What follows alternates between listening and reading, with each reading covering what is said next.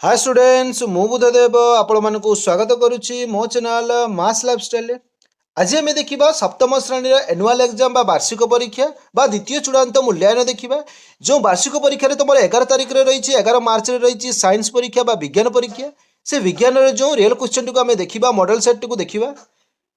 तो से question T आलोचना करने पूर्व कही रखी जो पिला आम चैनल को नुआ आसीच से आम चैनल को सब्सक्राइब कर लाइक कर सहित सांग सेयार कर सब्सक्राइब कले आसुवा नुआ नुआ भिडियो गुड़िक नोटिफिकेशन पाइज। तापर जो नेक्स्ट जो एग्जाम गुड़िक आसूँ तार एग्जाम जो नोटिफिकेशन गुड़ाक तार पाइज।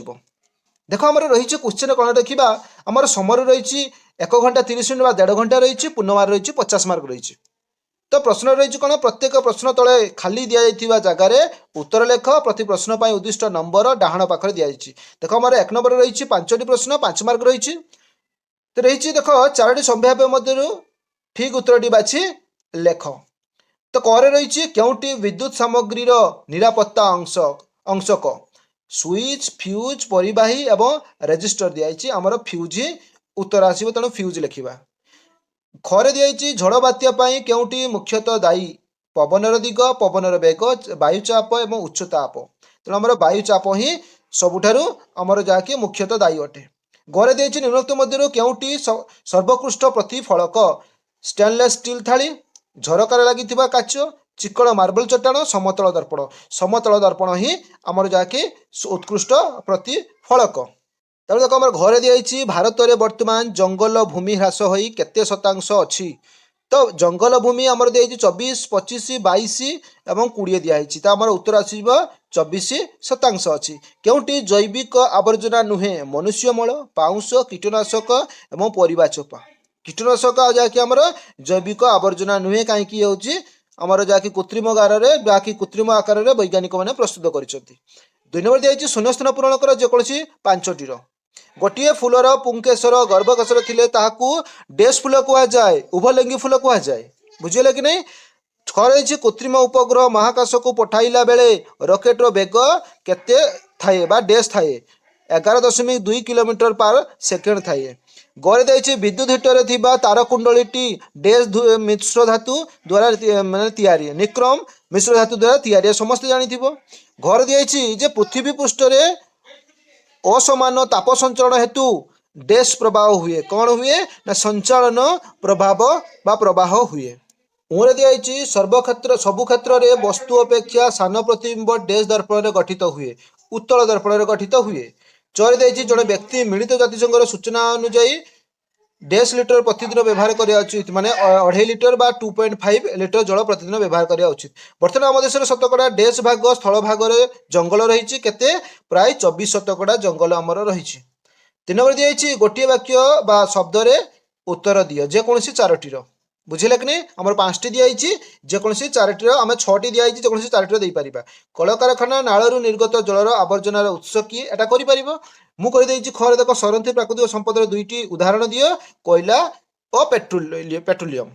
एवं गरे देखिए भुवनेश्वर में वीडियो निको पार्क को क्यों कम व्यवहार कर पर्यटन और विश्रामस्थली भाव और पिकनिक भाव में व्यवहार कर।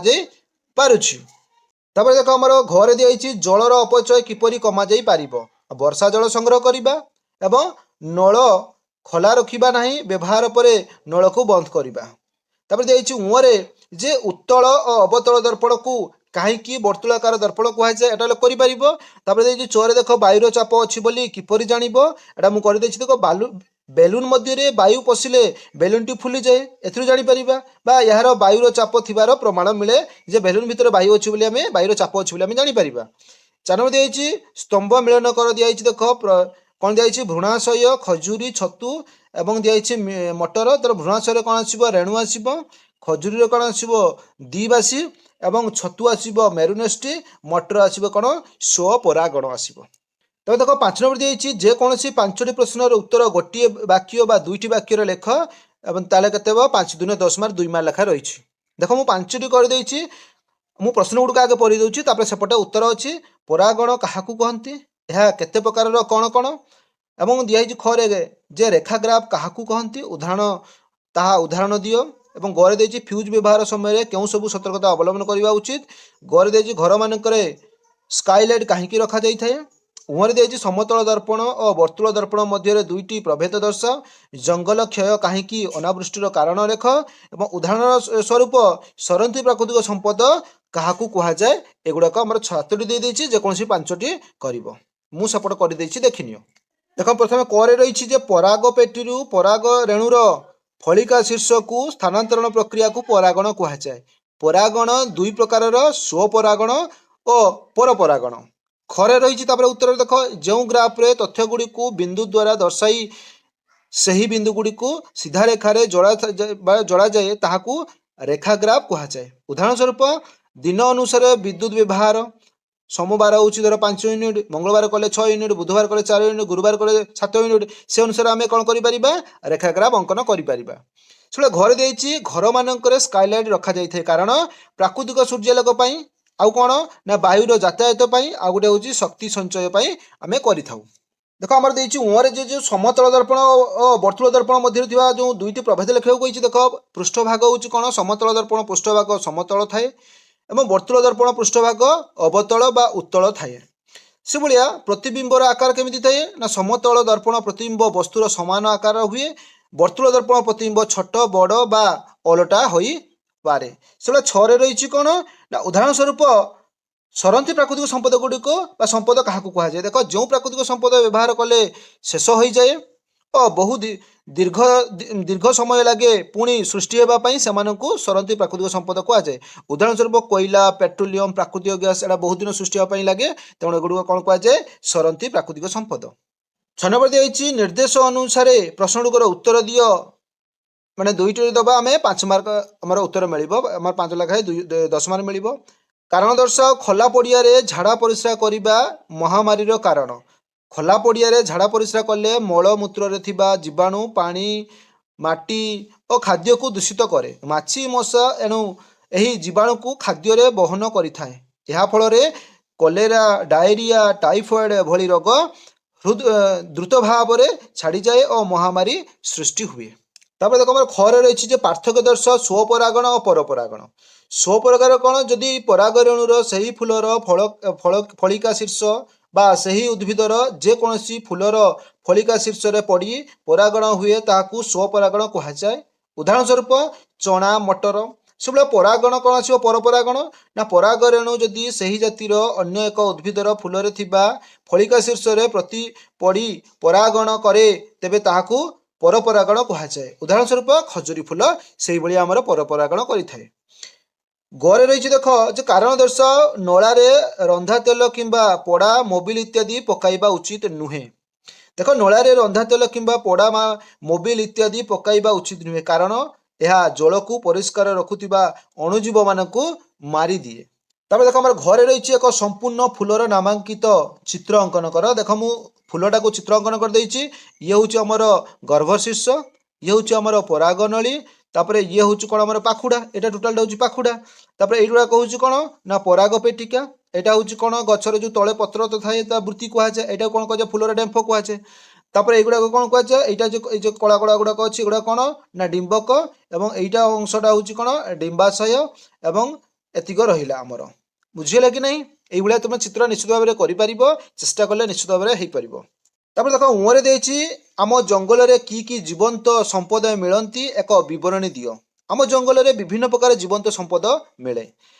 यह माने जे प्रकृतिर मूल्यवान धन और परिवेश संतुलन पाई जरूरी जंगल जीवंत संपद गुड़िक गछ और उद्भिद औषधीय वृक्ष वन्यप्राणी पक्षी कीटपतंग और महुमाछी सूक्ष्म जीव इत्यादि मिलता है। ये समस्त जीवंत संपद परिवेश संतुलन रक्षा करे और मनुष्य को खाद्य और औषध और जीविका जगाई थाए।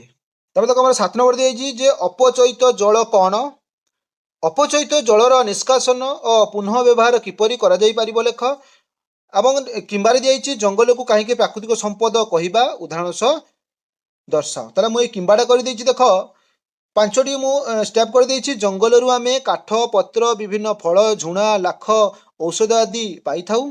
खरी दिखाई जंगल समग्र जीवजगत पाई अम्लजान जगाई थिबारु यहाकु प्राकृतिक कारखाना कहती। यही अम्लजान जीवर श्वासक्रिय विनियोग हुए। एवं गरे दिखाई वर्षा हेबा पाई जंगलर मुख्य भूमिका रही।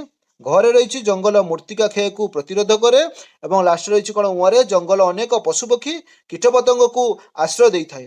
ଏଣୁ ଜଙ୍ଗଲ ଏକ ପ୍ରାକୃତିକ ସମ୍ପଦ। ଦେଖ 8 ନମ୍ବର ଦିଆଯାଇଛି ଯେ ଜଳସ୍ତର ନିମ୍ନୀକରଣର ବିଭିନ୍ନ କାରଣଗୁଡ଼ିକ ଦୃଷ୍ଟାନ୍ତ ଦିଅ କିମ୍ବା ସମତଳ ଦର୍ପଣରେ ଗଠିତ ପ୍ରତିବିମ୍ବର ପ୍ରକୃତି ଗୁଡ଼ିକୁ ଲେଖ।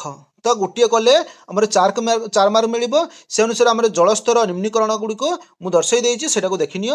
ଜଳସ୍ତର ନିମ୍ନୀକରଣ କାରଣ ଗୁଡ଼ିକ ହେଲା ଜନସଂଖ୍ୟା ବୃଦ୍ଧି, ଶିଳ୍ପ ଓ କୃଷିର ଜଳର ଅଧିକ ଉପଯୋଗୀ, ସ୍ୱଳ୍ପ ବୃଷ୍ଟି ଏବଂ ଜଙ୍ଗଲ କ୍ଷୟ। ପ୍ରଥମେ ଦେଖିବା ଜନସଂଖ୍ୟା ବୃଦ୍ଧି କ'ଣ ନା ଜନସଂଖ୍ୟା ବୃଦ୍ଧି ହେତୁ ଜନସମୂହଙ୍କ ପାଇଁ ବାସଗୃହ, ରାସ୍ତାଘାଟ ନିର୍ମାଣ ପାଇଁ ଜମି ଆବଶ୍ୟକ ହେତୁ ଖେଳ ପଡ଼ିଆ, ପାର୍କ ଓ ଚାରଣ ଭୂମି କମିଗଲାଣି। ବର୍ଷା ଜଳ କଂକ୍ରିଟ ଛାତ, ପିଚୁ ରାସ୍ତା, କଂକ୍ରିଟ ଚଟାଣ ଦେଇ ମାଟି ତଳକୁ ଭେଦ କରିବା ସୁଯୋଗ ନ ପାଇବା କାରଣରୁ ଭୂତଳ ଜଳ ପୁନଃଭରଣ ପ୍ରକ୍ରିୟା ମନ୍ଦିତ ହେଉଛି। ତାପରେ ରହିଛି ଶିଳ୍ପ ଓ କାରଖାନା ବୃଦ୍ଧି। ଶିଳ୍ପ ଓ କାରଖାନା ସଂଖ୍ୟା ବୃଦ୍ଧି ଫଳରେ ସେଥିରେ ଭୂତଳ ଜଳ ଅଧିକ ବ୍ୟବହୃତ ହେଉଛି, ଫଳରେ ଜଳସ୍ତର କମିଯାଉଛି ଓ ଜଳ ବିଷାକ୍ତ ମଧ୍ୟ ହେଉଛି। ଏବଂ ରହିଛି କ'ଣ ସ୍ୱଳ୍ପ ବୃଷ୍ଟି ଓ ଜଙ୍ଗଲ କ୍ଷୟ। ଜଙ୍ଗଲ କ୍ଷୟର ଫଳରେ କ'ଣ ହେଉଛି ମୌସୁମୀ ବାୟୁର ପ୍ରବାହର ବିଳମ୍ବିତ ଓ ଅନିୟମିତତା ଦେଖାଦେଉଛି। କେଉଁଠି ସ୍ୱଳ୍ପ ବୃଷ୍ଟି ହେବା ଫଳରେ ସେଠାରେ ଜଳସ୍ତର କମିଯାଉଛି। 9 ନମ୍ବର ଦିଆଯାଇଛି ବିଦ୍ୟୁତର ଚୁମ୍ବକୀୟ ପ୍ରଭାବ କିପରି ଜାଣିବ। କିମ୍ବା ଦିଆଯାଇଛି ତୁମେ ଘଣ୍ଟା ପ୍ରତି 12 କିଲୋମିଟର ବେଗରେ ସାଇକେଲ ଭୁବନେଶ୍ୱରକୁ ଯାଇ ଘଣ୍ଟା ପ୍ରତି 10 କିଲୋମିଟର ବେଗରେ ସେହି ସ୍ଥାନରୁ ଫେରିଲ। ବାହାରିଥିବା ସ୍ଥାନରୁ ଭୁବନେଶ୍ୱରର ଦୂରତା 60 କିଲୋମିଟର ହେଲେ ହାରାହାରି ବେଗ ନିର୍ଣ୍ଣୟ କର। ତାହେଲେ ଦେଖ ମୁଁ ପ୍ରଥମଟା କରିଦେଇଛି ବିଦ୍ୟୁତର ଚୁମ୍ବକୀୟ ପ୍ରଭାବ କିପରି। ବିଦ୍ୟୁତର ଚୁମ୍ବକୀୟ ପ୍ରଭାବ ବୋଲି କହିଲେ ବିଦ୍ୟୁତ ଧାରା ବହିବା ସମୟରେ ତାହାର ଚାରିପାଖରେ ଚୁମ୍ବକ କ୍ଷେତ୍ର ସୃଷ୍ଟି ହେବାକୁ ବୁଝାଇଥାଏ ବା ବୁଝାଯାଏ। ବିଦ୍ୟୁତର ଚୁମ୍ବକୀୟ ପ୍ରଭାବ କିପରି ଜାଣିବା ପରୀକ୍ଷାଟା କରିବା। ଦେଖ ଦିଆହେଇଛି ଗୋଟିଏ ସିଧା ତାରକୁ ବ୍ୟାଟେରୀ ସହିତ ଯୋଡ଼ନ୍ତୁ ଏବଂ 2ରେ କରିବା କ'ଣ ତାରଟିର ତଳେ ଗୋଟିଏ କମ୍ପାସ ରଖନ୍ତୁ ଏବଂ ବର୍ତ୍ତମାନ ସୁଇଚ୍ ଅନ୍ କରନ୍ତୁ। 4 ରହିଛି ଦେଖିବେ କମ୍ପାସର ସୁଇଚ୍ ବା ସୁଇ ବା ଯେଉଁ କମ୍ପାସର ଯେଉଁ ଛୁଞ୍ଚିଟା ଦିଗ ବଦଳାଏ ଓ ସୁଇଚ୍ ଅଫ୍ କଲେ କ'ଣ ହେବ ସେଇ ଯେଉଁ ଛୁଞ୍ଚିଟି ବା କମ୍ପାସର ଯେଉଁ କଣ୍ଟାଟି ପୁଣି ପୁରୁଣା ଦିଗକୁ ଫେରିଯାଏ। ସୁଇ ମାନେ ଯେଉଁ କମ୍ପାସର ଯେଉଁ କଣ୍ଟାଟି ହୋଇଛି ସେଇଟା। ତେଣୁ ଫଳାଫଳ କ'ଣ ହେବ ଏଥିରୁ ପ୍ରମାଣ ପାଉଛି ଯେ ତାରରେ ବିଦ୍ୟୁତ ଧାରା ବହିଲେ ତାହାର ଚାରିପାଖରେ ଚୁମ୍ବକ କ୍ଷେତ୍ର ସୃଷ୍ଟି ହୁଏ। ଏହାକୁ ବିଦ୍ୟୁତର ଚୁମ୍ବକୀୟ ପ୍ରଭାବ କୁହାଯାଏ। ତ ଏଇଠି ତ ସରିଲା ଯାକି ଆମର ବିଜ୍ଞାନ ସରିଲା। ସେତେ ପର୍ଯ୍ୟନ୍ତ ବିଦାୟ ଦିଅନ୍ତୁ। ଯେଉଁ ପିଲାମାନେ ଆମ ଚ୍ୟାନେଲକୁ ନୂଆ ଆସିଛ ସେମାନେ ଆମ ଚ୍ୟାନେଲକୁ ସବସ୍କ୍ରାଇବ୍ କର, ଲାଇକ୍ କର, ତା ସହିତ ସାଙ୍ଗମାନଙ୍କୁ ମଧ୍ୟ ସେୟାର କର।